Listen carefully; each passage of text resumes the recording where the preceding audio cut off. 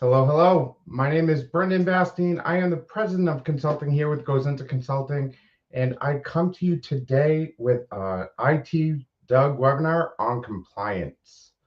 I am joined by Leah Shilobod and Tim Golden. So about me, I'm the compliance officer here at Goes Into Consulting. I come with 16 years of experience in leadership, 12 in service delivery and design, and I'm ITIL 4 certified. Leah, joining us from Compliance EIT, has a phenomenal history here. And I've got Tim, who's also joining us from Compliance Scorecard. Welcome both Leah and Tim. How are you? Very well, thank you. Yeah, awesome. So today's agenda, we're going to discuss what is compliance, go over CMMC compliance and why you should care. How do we get compliant? Best practices for getting and staying compliant, and how both Leah and Tim can help you get started or continue on your compliance journey. So what is compliance? So Leah, when I first talked to you, and Tim, when I first talked to you, compliance really truly is a culture. But what is it? Besides a checkbox, right? Right. So like compliance is essentially establishing standards for an organization and then aligning to those standards and then staying aligned over time.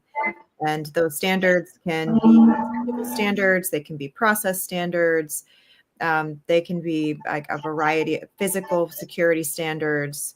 But that's the key, is what are the standards, and then aligning the organization in point in time, and then continuing that, because compliance is a journey, right? You can't just check all the boxes and be like, we're compliant.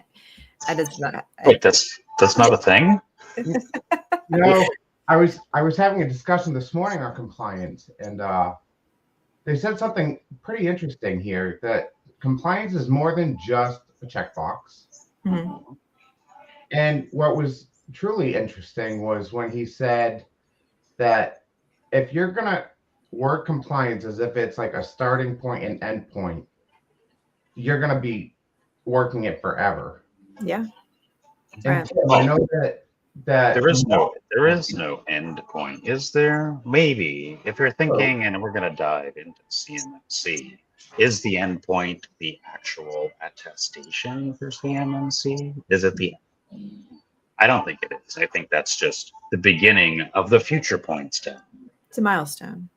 It is. It is a milestone. And what was interesting is that more than one of those checkboxes can be applied to more than one of the compliance programs that's out there. Yeah. Well, there's so many. Yeah. I mean, you can really see, like, this actually kind of surprises me. But one of the organizations that we've worked with, they're actually a public institution, and for them, their compliance is driven by their cyber insurance requirements. So, like, which to me is surprising. I like to select a control set, or build from a control set, but they just look at that questionnaire about what's required, and that's what drives their compliance. Yeah, and we see that a lot. I talk to a lot of insurance brokers because it's not my wheelhouse, and I'm kind of looking at the things that they ask for. It's funny, a good friend of mine, Dustin Bolander, and I, and Will, we were like joking around, and like we came up with a new framework, and we called it CLIF, Cyber Liability Insurance Framework. Right? We want to help keep our customers from falling off the cliff. I'm like, oh, great, another acronym, another framework. Here we go again. All right, now I'm like part of the problem. Problem. I mean, If I had to think of like defining compliance, I use this analogy frequently, and I think of it like it's the referee in the game. Right? They have the playbook. They know what the rules of the road are. They throw the flags when something bad goes happen. Or I like to, kind of use that. It's kind of like the referee of security or insurance or whatever it is, and those standards that you're wanting to have to adhere to. And that's obviously we're going to get into CMMC, like the regulations and the laws. This is the playbook. And the compliance component is the referee to making sure that, I love the word align. It's making sure that you're aligning to that playbook. You know the rules of the road and the guardrails that are within it. you're right, but there's always a trigger, right? What triggers somebody to become compliant? You mean like what's the need? Like What's what the is need, right? When do I decide that the time is right for me to become compliant? Is it the cybersecurity? I know you love it, Tim. For the insurance? Is there another need that we often see? regulations? Yeah, laws, regulations, cyber insurance, obviously. Yeah. And I would take that a step further. And Leah, I'm sure you've witnessed this as an MSP or an MSSP working in that space, and your customer. Yeah. Right? So if we think of the multi-tier, you have the MSP. Yeah. Then you have your customers under the MSSP, but their customers are driving your clients into something. Yeah. Customer requirements, contractual requirements with your customer. Yeah, absolutely. Now, for those on the fence, when would you recommend that they get started? Well, you're already too late. If you haven't started a standards program. Last year. Yesterday. If we're talking CMMC, 17 years ago. Yeah. Well, I mean, if you are an MSP and you have cyber insurance, then you have already had to prove certain things, right? Because they're not going to insure you. We run very high risk businesses because of the type of work we do. So they're not going to insure you unless you have some minimum standards. Now, hopefully you were honest about that. Wait, people lie on those insurance forms? I hope not. No, they actually want to get them paid on the back end. So you already have like the beginnings of a program, and because in order to get insurance, but there can also be like, if you just see compliance as this heavy, I have to do, then you're not going to get a lot of benefit out of it. If you see it as from the perspective of decreasing risk for your organization, then you actually get massive benefits. Like I've owned this company for like 18 years, going on 19 years. Trust me, I walk around thinking about the fact that if a malicious actor leveraged into my RMM and pressed the button, that we could blow up like thousands of endpoints, right? I think about that, right? And so if I can implement standards in my organization that are really clear and that we align to and that we assure stay that way over time, I'm decreasing the risk in my company. So should MSPs have some kind of compliance program for their organization? 100%. It doesn't matter who you're serving. If you have any customers at all, you should be looking at ways to decrease your risk. And you don't do that by just kind of shooting in the dark. Oh, I think this is good. Or maybe I just buy this tool. Oh, I'll implement a SIM.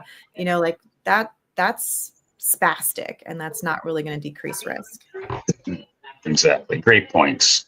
I hear the question a lot, like, as an MSP, I really think I should be doing this. I know I might have a customer need. Where do I go? Where do I start? What do I do? What framework? I hear that question a lot. What framework?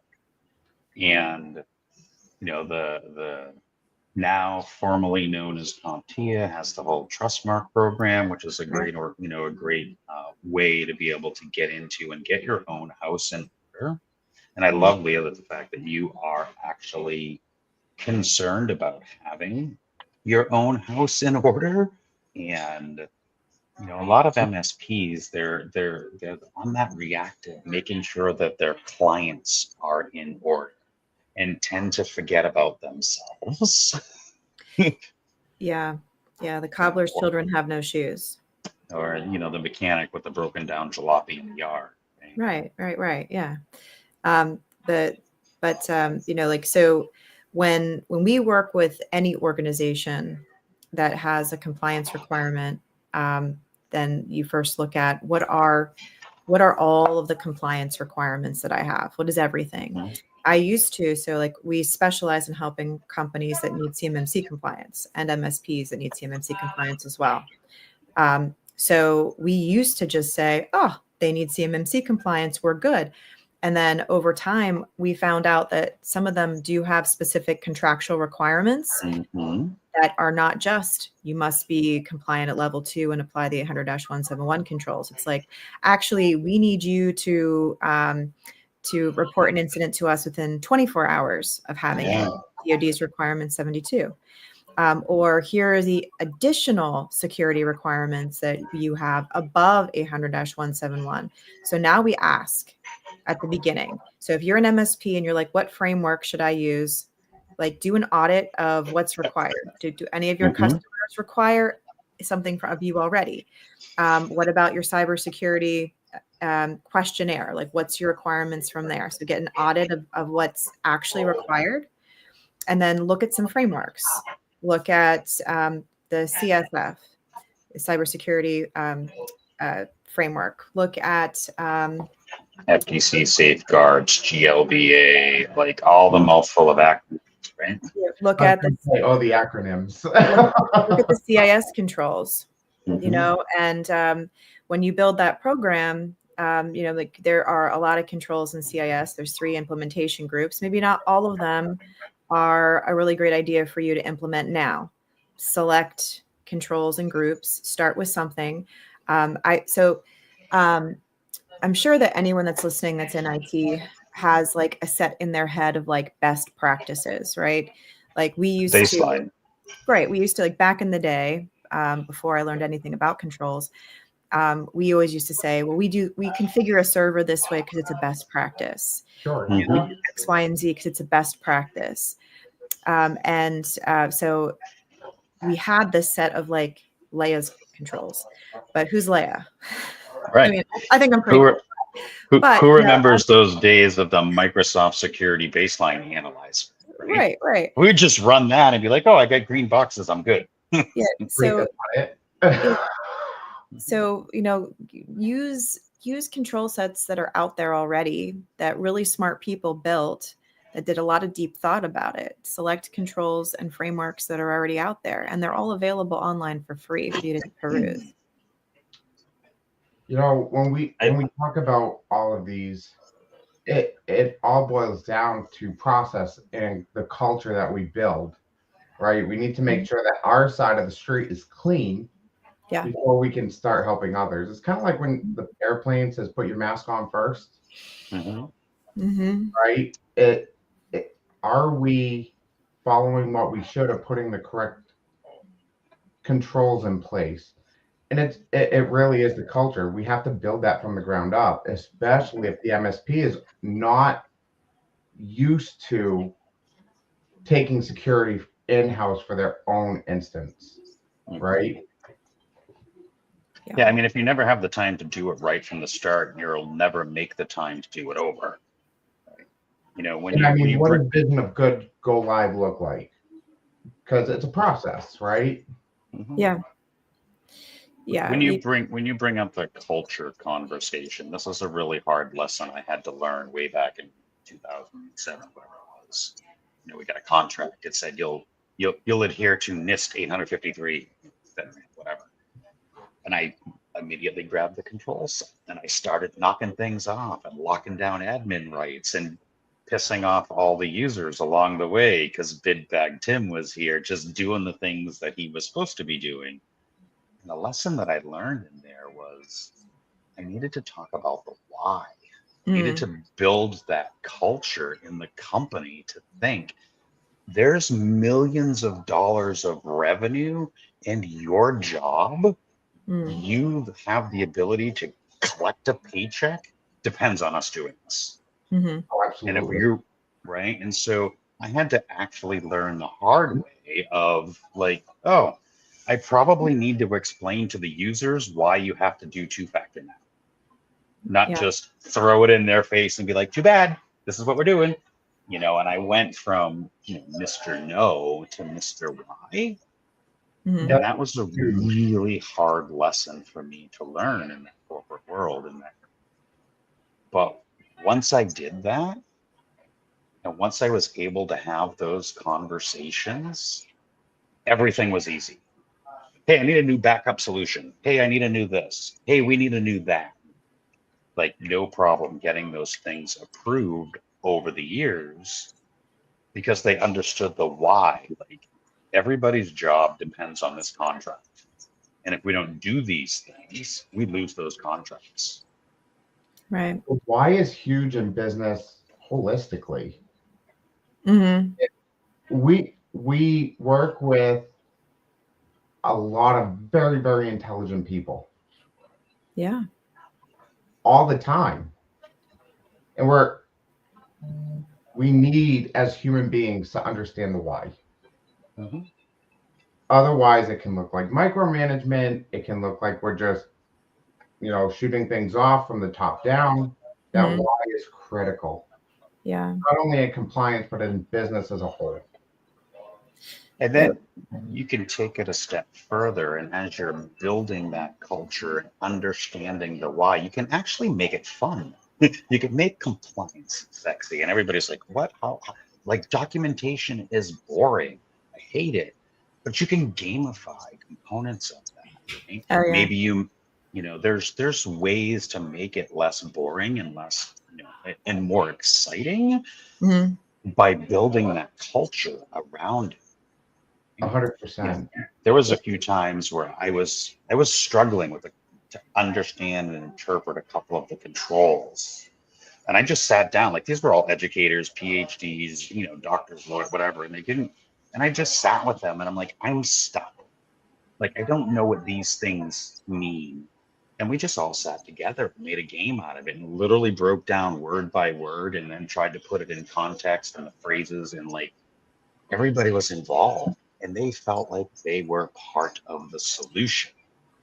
That's awesome. Yeah. So last year, we did, I know you're seeing a Star Trek theme in the background. That's because I'm the CMMC Jedi and the IT Princess of Power. But we did a Star Trek theme last year, and we gamified creating SOPs, checklists, scripts, things like that, and network diagrams. And we called it Beam Me to Awesomeness. I just pulled it up on my screen. And for every I made like a game board, like a huge game board, and I made like everyone had little pieces that had their face on it, and they would get points for updating an SOP or checklist, creating a new SOP or checklist, creating a new technical script. And then based on all of those points, and they'd have to like show us like a link to the documentation that they had. They got points, and then they got to move themselves around the board, and they got things like swag or gift cards or stuff like that, and we made it fun around a theme like that. We similar conceptually inside the Compliance Scorecard platform. We took that similar gamification concept, applied it within the MSP and their customers. Do a policy, get a point. Align a thing, get a point. And that's baked into how we're trying to like build out the platform. And I blame that on the conference apps that we all use, right? Anybody here use Hoova? right? Gone to a conference and seen those Hoover apps where they have the leaderboard. Yeah. So we took some of that kind of conceptually out of those kinds of things and tried to make it a little more fun. And like, as you said, being able to provide and make compliance rewarding as opposed to penalizing them for not doing it. That's awesome. I'm stealing that from you guys, PS. I do want to get into the CMMC compliance. Yeah. It's here. Well, Mhm. right? What needs to be prepared? What are the benefits? More importantly, what are the risks? I know that we had a question, what should MSPs follow that came in? Yeah. So before we hop into CMMC specifically, I would need to underscore for any MSP or MSSP that's listening right now or that watches this later, that compliance is coming for our industry. Like we have been the Wild West since the inception of our industry.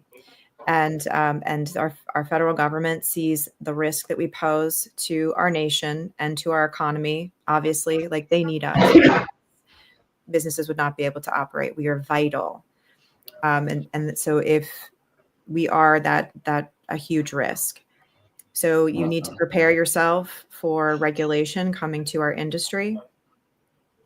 And the first, I mean, you all saw the CISA proposed rule that's going to require us to report not only our own incidents, but also our clients' incidents. That is just the start of compliance regulations that are coming down on us. So, don't be caught unawares when you see that happen. CMMC actually impacts MSPs as a compliance regulation if you serve companies that require level 2 or level 3 compliance, because we serve in a security protection function and we have access to environments with the government sensitive data. So we need to align ourselves and our tools with those controls, or our clients will fail assessment, and then we won't have those clients anymore. Right. The last thing we want to be is the cause of a failure of an assessment, right? And them losing millions of dollars of work. I want to back up on what you started out with on the underscoring of, in my opinion, compliance is already here. Now there isn't a specific regulated framework or standard for MSPs yet. The Global Technology Association, formerly known as CompTIA, has started to build out the Trustmark program. It is a good step forward in that. I kind of look at, for decades, IT services has started with that like repair, like that break fix. They moved into like that managed service component, right? They really have that IT operations down pat. They have RMM and backup, and they have that IT operations. What they don't have is the security operations. Right. They don't have the policies, the procedures, the standards, the framework. They don't have that security operations as the other half of their sphere. You mentioned the global economy, right? Right. Yeah. Ransomware is the third largest economy in the world. You have US, you have China, and you have hacking. It's a $6 trillion business right now. And if we're not doing the security operations, if we're not following some frameworks and some controls, we're going to wind up on the news. Yeah. And key to that, Tim, is that the term you use, security operations, because I can imagine some people saying, well, I've got a full security stack, including a really awesome SIM with a SOC on the back end. But that's not security operations. Those are tools, and you cannot tool your way secure. Thank you for that. You cannot tool your way to secure. You cannot tool your way to compliance. Right. That's critical. And a lot of people think that you can tool your way to compliance. And I blame marketing. I do. It drives me nuts. You see me on LinkedIn all the time, shooting down the marketing message of AI will solve your compliance problem. We can automate your compliance, everything. And I'm like, you can never Automate it. the humans making risk decisions. You can provide them with a boatload of information that might all be AI generated to make those risk decisions, but some human is culpable for making those decisions. Yeah. Absolutely. So what are the risks of not becoming compliant with CMMC for MSPs? So if you serve in the capacity in CMMC, there are different asset, like they classify assets in different ways. There are people assets, there are technology assets, and there are facility assets.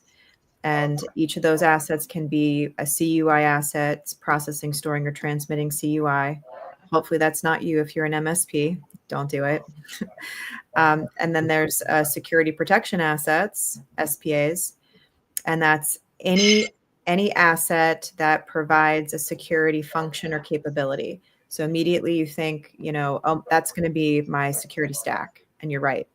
It's also your people. Your people are a security protection asset. They are providing a capability of security to your clients, and they have access to an environment that has CUI. And you say, well, no, we don't have access to the area of that server, of that area of GCC high or whatever that has CUI. It doesn't matter. You're an admin on the system. You're God. You can barrel through all of that and get access to it if you want to. So that trusted relationship, that external connection from your company to theirs, brings you in scope to make you need to be compliant to and apply those 110 controls as they are relevant to the services that you're providing. So if you don't get compliant, because you're going to be part of that assessment that your clients go through, and they're going to look, they're going to say, okay, show me how these security tools are compliant. Show me your documentation. Show me the baseline configurations. Show me how you do change management. Is your environment that's connecting to this environment, is it the same standard as the one you're connecting to? Because that's an external connection. So if you aren't able to prove that during assessment, then your client will fail the assessment. So you don't want to go through assessment. You're sure you're tight on your side of your alignment with the controls and your own documentation and your own processes, because they will fail. And then if they spend $40,000, $50,000 on an assessment and they don't pass it, they're going to be saying, well, whose fault is this? And if clearly it's yours. This goes right back to keeping your own side of the street clean first. Yes. Well, it's about readiness and preparedness, right? The rule is here. It came out, the CUI rule. All the things are here, right? Not, we've been talking about it for 5 or 6 years now. It's here. Absolutely. There's so many defense contractors and subcontractors and MSPs in that supply chain that had a wait and see attitude. And unfortunately, they're now at least 18 months to 2 years behind the ball. Yeah. Because Leah, we've done so many readiness assessments and preparations. We're even doing it for ourselves. We're working on our level 2 in the queue and all the things. But it takes time to build out the culture to shift that business mindset, right? When I talked to Johnny's lug nut, because the MSP invited us into that conversation to help prepare the MSP in Johnny's lug nut factory. And in those conversations, we'll just wait. No, it's not.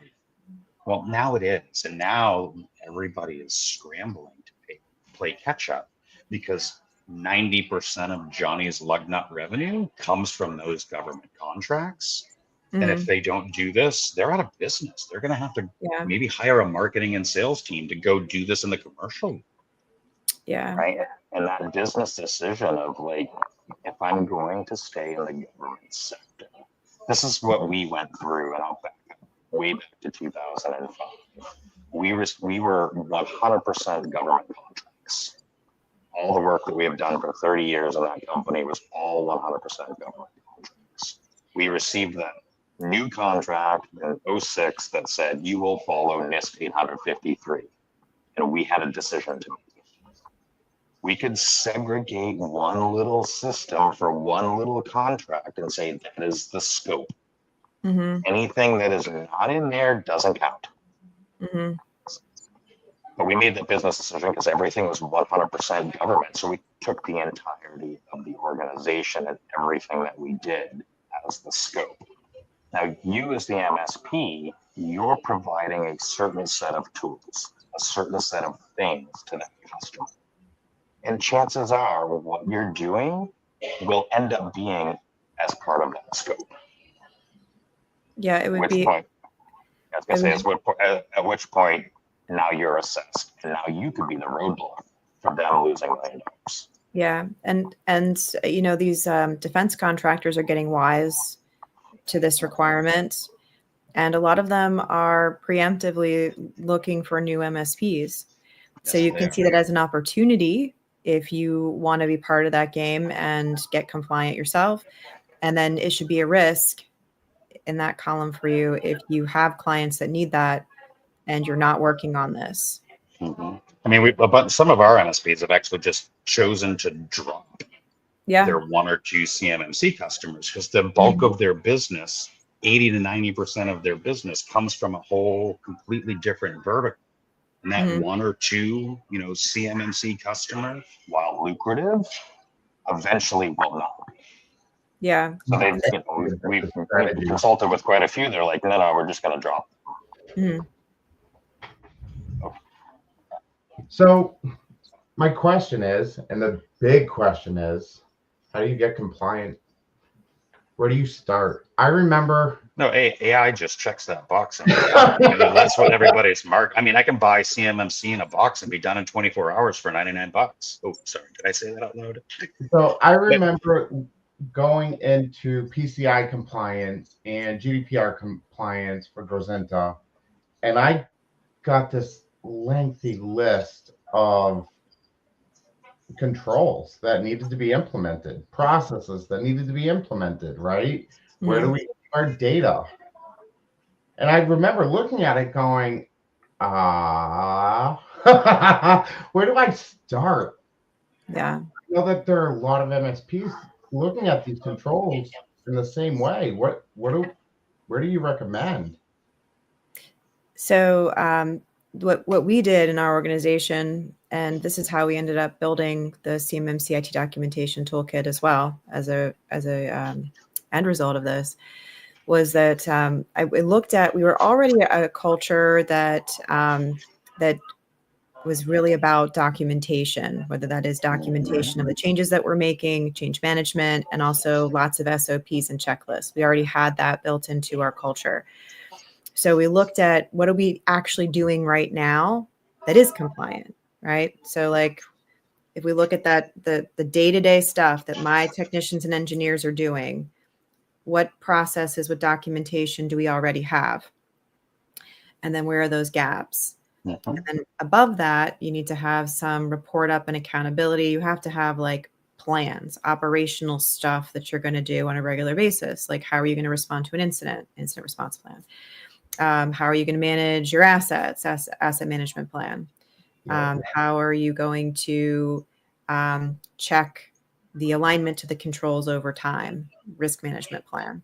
So I built those operational plans on top of that. And then only then did I decide that I was going to build out my IT security policies that would govern it all. Mm-hmm. Because it has to be functional in nature. If you just start at the top and you're like, okay, I'm gonna write some policies, like you're not thinking about the functional nature. So you're going to have a lot of like really, really nice sounding CYA documentation that is not very relevant. Mm-hmm. It sounds good, but you're just like, pretty words on paper. And that doesn't make it effective. Like, why go through this exercise if you're not going to get the benefits of it? Exactly. It's the business outcomes. I totally agree. I mean, for us, it really is, as the slideshow says, it was bottom up. Mm-hmm. What can we knock off right away? What do we actually have? Yeah. but the culture needed to be built too, Mhm. because having the pretty policy Mhm. is just not enough. Everybody needs to be aware, and what are the implications of not following it. Yeah. That's exactly like, and we'll probably get into this a little later. Like when I looked at, and Lee, I love the fact that you used the word govern. Like when you, like policies are nothing without the alignment first, alignment to the actual business practices in place, not just pretty words on the paper. You know, the last thing you want to do is write a bunch of stuff down that you're not doing. That's, you know, I had some documents that were literally One sentence that said, we didn't do nothing here, but we're committed to doing something with a timeline, Right. right? And so starting with that alignment place, with the things you're actually doing today, conduct a gap assessment, look at your documentation, look at the control, and at least start with some sort of self-awareness of Yeah. what you have and what you don't. hmm And then build out a plan to start to execute those things. All that starts with proper documentation. We, And I we mean, we weave this into our culture at our MSP by bringing everything back to our core values. So we have a set of core values. We call them the principles, which I ripped off from Ray Dalio. You want to? It's an awesome book, also called The Principles. But we didn't take all of his principles, but it was our inspiration. Our second principle is CIT is the team and the clients. And so we talk about how not just how we support each other and we support our team. We got your back. We want to make sure that that our team is good. We love our clients. We're passionate about delivering them. We need to show them that love. And all of that actually ties back to the reason why we're doing this in the first place, because there is no company if there is no clients, right? Mhm. So we're doing this to protect our company, and we're doing this to protect each other. So if you see somebody that is that's doing something that's out of alignment with our controls, our standards, our processes, you call them out on it, and not in a mean way, but to just realign. So every single morning, right after at the end of our daily huddle, I close with talking about one of these principles and how that relates to like the compliance and security culture that we have. Love that.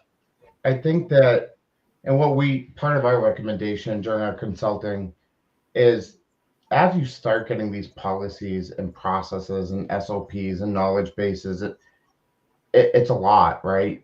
Having a 30-minute meeting to review high level, just to bring awareness to some of these policies and changes, is a great place to start. Yeah, it goes right back to the why, Steve. Right? Yeah, the tools As long as you resources that you have are key. And I know both of you have your own tool sets, which we're going to get into in a minute. But I really think that consulting with a professional here is always a good idea. Yeah. Well, and you know, knowing what Leah does and what you guys have over there, you know, documentation is just a great solid foundation as a place, as a starting point, right?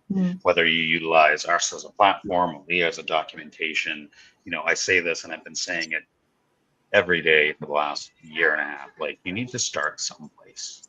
You don't, and you will never be compliant on day one. So pick a thing. Whether it's CMMC, whether it's CIS, you know, whether it's the trust mark, and do a self-assessment. And if you're scared and you're stuck and you don't know, there's people like Leah and Brandon and others willing to come by your side and walk alongside you in this journey and help you along the way. Sure, I mean, it all costs money, but it is the cost of doing business. Do you want to define your cost? Do you want to pay to have it corrected, or do you want to pay to be guided down the right way? So I have to say this because I was talking with my fiance. I'm getting married next month. Yay! Congratulations. Thank you. Now the world also does know, because this is streaming everywhere. But I was just talking to him Surprise. last night about the like, if you like the cost of licensing my toolkit and then joining our coaching program for a year, if you just the cost of that, if you actually hired someone and you set them on this full time, that would be 2 months of their time full time. And if you think about the amount of content here, how we've tested it, how we've made it better, like there's no way that you would be spending way more if you hired an internal resource or you set an internal resource to do this. And so I was thinking for a second, I was like, dude, if we think about like the biggest cost in our business is the people. It's the people. It's the people. And good luck trying to find them. I know, because I've been trying to hire them. I'm very lucky. I have an amazing team. But like you look for, as a business owner, you look for shortcuts. You're like, if somebody else did this and they were effective, like, I just want to buy the answer, like it's cheaper to be able to shortcut to the finish line than trying to figure everything out for yourself. That's why I have lots of friends, right?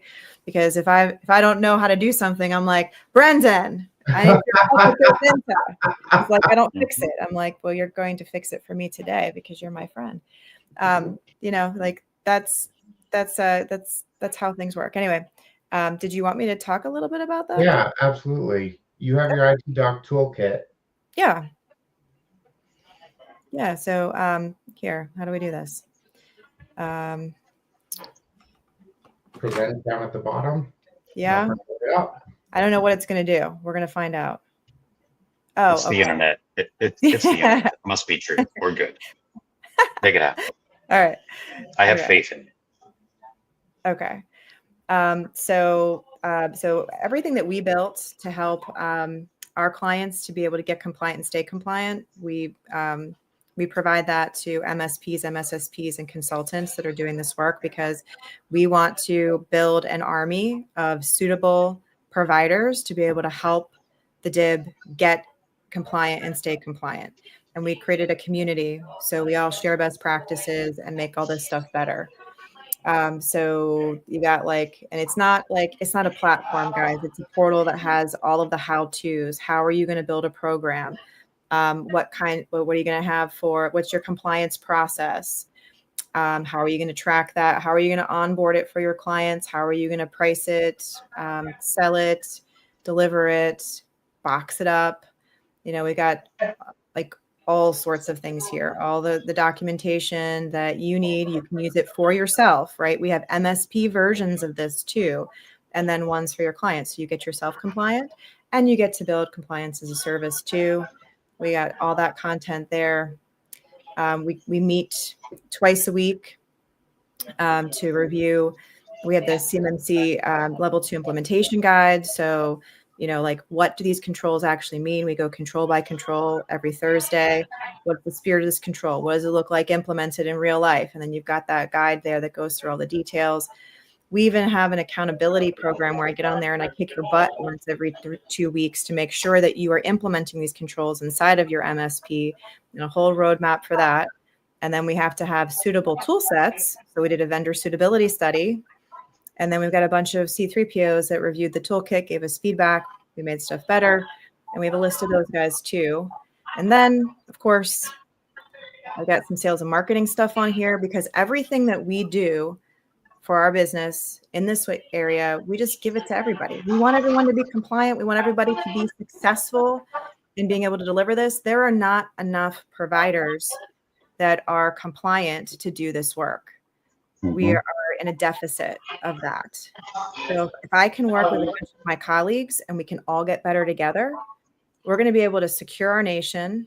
We're going to be able to make more money ourselves, right? And we have this really high confidence that we're going to be compliant and our clients are going to pass their assessments. That's my mission. That's what I do. I love that. I feel like you keep pulling the words out of my mouth. Right. Now, if somebody wants to get started with you, yeah. Okay, so I am the only Leah Shilabad on the internet. So if you can't find me, then you shouldn't be using the internet, or probably not in IT either. So you can just, like, my contact information is everywhere. You can reach out to me directly, or you can just go to itductoolkit.com. You can book a demo if you're interested, and we can look at all this stuff and learn more about it.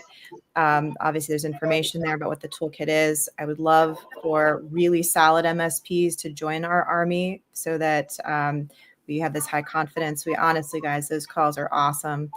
And then just because you were here and you were listening, I'm willing to offer $200 a month off of our coaching program and the unlimited use license. So, like, if that's of interest to you, hit me up. Excellent. Awesome. Thank you so much. So, Tim, Compliance Scorecard.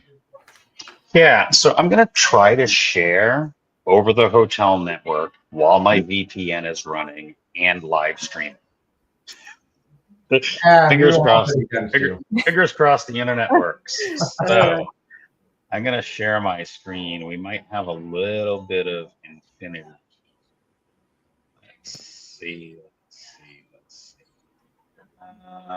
You know what? I'm going to share my entire screen, but then I'm going to move the stream. Now we're going to do this. All right. Since I can't see you, let me know. Can you see my dashboard? Yeah. Perfect.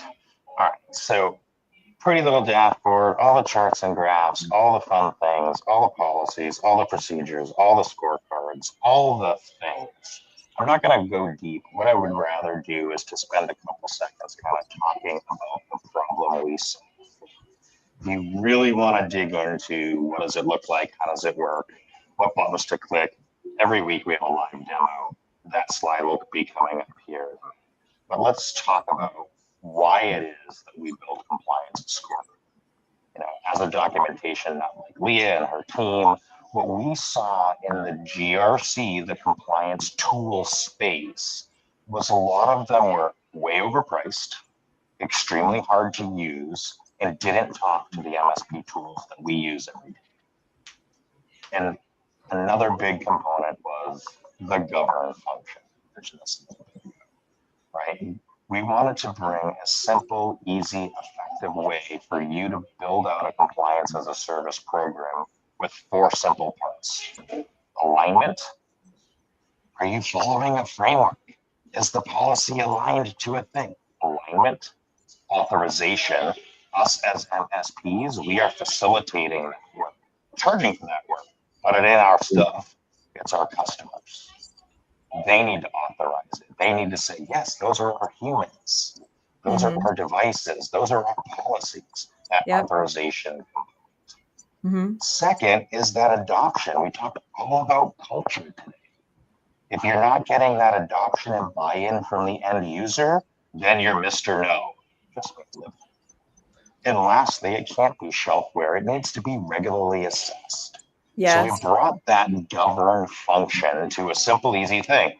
We're governing policies, procedures, assets, security awareness training, cyber, and the list goes on and on and on within our platform. Following that easy 4-part process.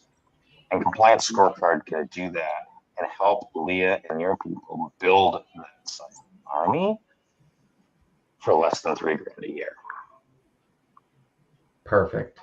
Make it affordable, make it available. The platform, I didn't talk about our peer group. I don't want to take away from Leah's peer group at all. We too have a peer group. We have just added professional services by bringing in our good friend Brian Blakely and bringing in his organization to, again, somewhat competing with Leah, with the exception of you're helping MSPs and we're helping the MSP with their end customer. Yeah.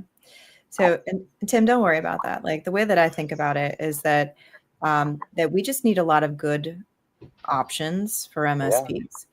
And then you look for the thing that you think is the best fit for you. I think the worst thing is, you only have one of the thing. There are other documentation packages out there. And I'm glad that everybody has choice. I'm glad it's not just me. And then it also makes me up my game. Well, there's got to be some synergy. There is some synergy. I mean, we've been on enough webinars together, right? That's right. Listen, you used one of my favorite words a little bit ago, which is better together.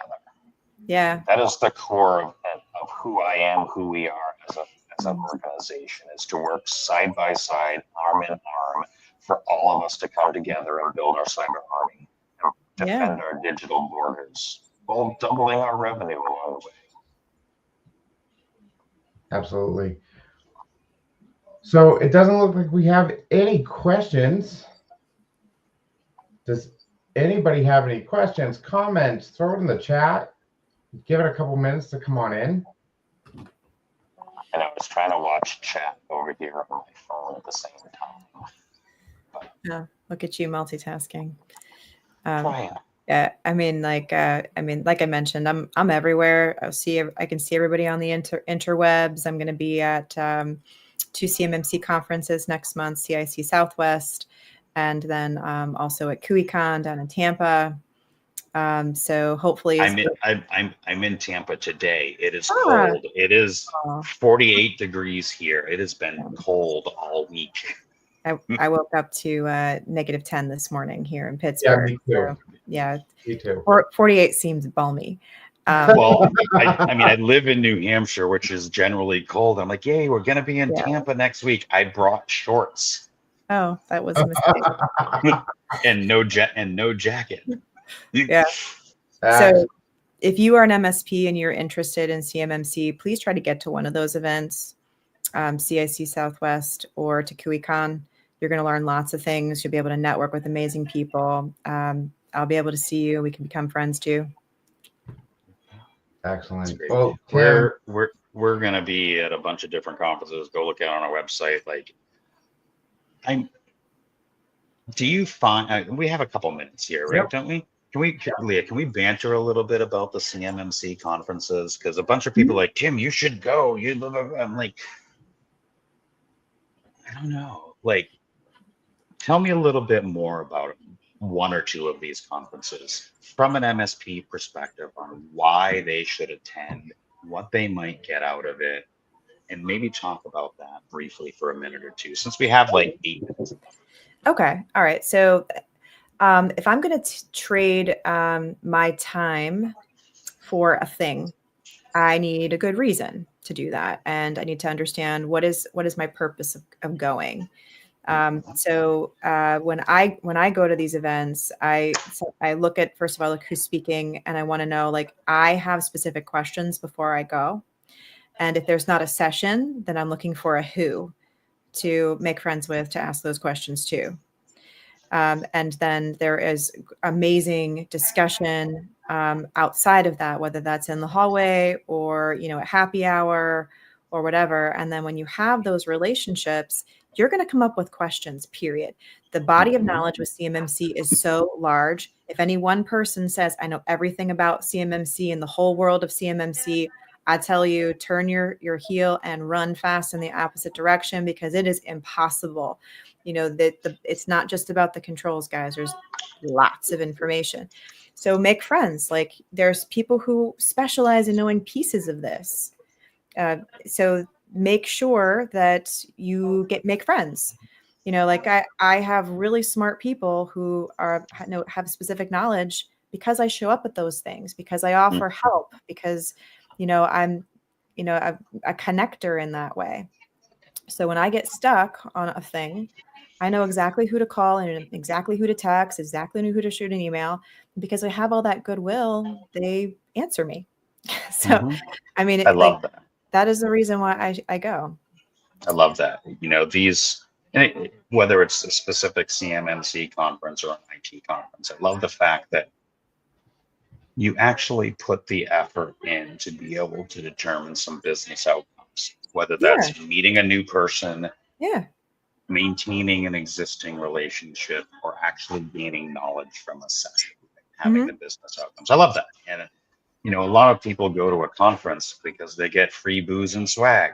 And I'm like, you should have some kind of business. I mean, that could be what you decide, but I don't think it's a very good use of your time. It's probably not a good use of your time.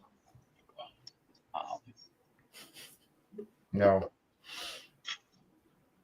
Excellent. Well, I want to thank both of you for your time and being in my group of friends to Yes. be during this hour. And to anybody watching, if you do want to reach out to either one, by all means, you can email me directly. They have provided their contact information. If you can't find us on the internet, you should touch base. They're all over the internet. So, final thoughts. Compliance definitely is a culture. Knowing the right people and having a tool set behind you to help implement it makes it suck just a little bit less, right? So if you need help on this journey, please don't hesitate to reach out. Tim, Leah, thank you so much for your time. And to anybody that's watching, thank you for your time as well. I look forward to seeing you all soon. Thank you so much for having us. Thank you. Bye-bye. Bye.